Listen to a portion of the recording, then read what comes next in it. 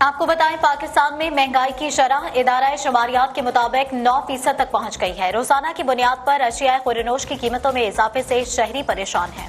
اسی والے سے اپڈیٹس جانتے ہیں نمائندے ندیم شہزاد سے۔ ندیم کہیے گا۔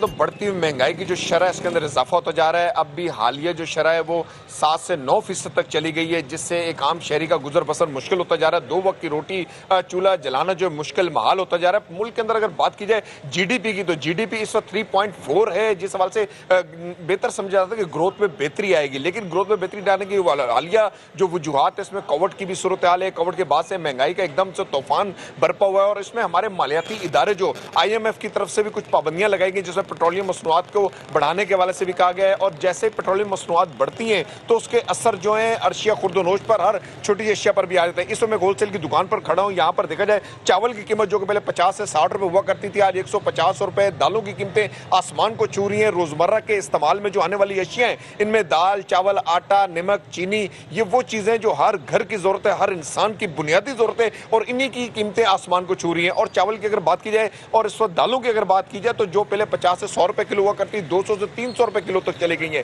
اس میں 100 سے 200 گنا جو اضافہ ہوا ہے، اس کے اندر ایک یہ بات بھی قابل غور ہے کہ یہ جو اضافہ ہے مہنگائی ہے یہ کچھ خود ساختہ بھی ضرور ہے، کہ ایک ہی بازار کے اندر کہیں پر ایک چیز جو 100 روپے کی مل رہی ہے وہی چیز کہیں 150 کی ہے، کہیں 200 کی ہے۔ اس حوالے سے کوالٹی کنٹرول کا محکمہ بھی ہمیں ناکام نظر آتا ہے۔ اس وقت ہمارے ساتھ دکاندار بھی موجود، ہم ان سے جانتے ہیں جی کہ آپ کے یہاں پر جو مہنگائی ہے، جب کسٹمر آتے ہیں تو آپ سے وہ تکرار تو کرتے ہوں گے ریٹ کے حوالے سے کہ ریٹ بہت زیادہ ہے، چاول ان کی خرید سے باہر ہے، تو آپ کیا کہتے ہیں؟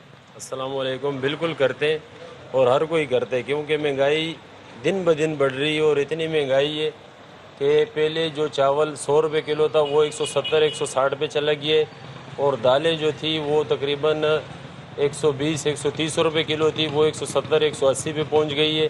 تو ظاہری بات ہے کام نہیں ہے، مہنگائی دن بدن بڑھ رہی ہے۔ آٹے کا تیل 650 کا تھا وہ 700 پہ پہنچ گیا ہے 4 سے 5 دن میں، تو ظاہری بات ہے عوام پریشان ہے۔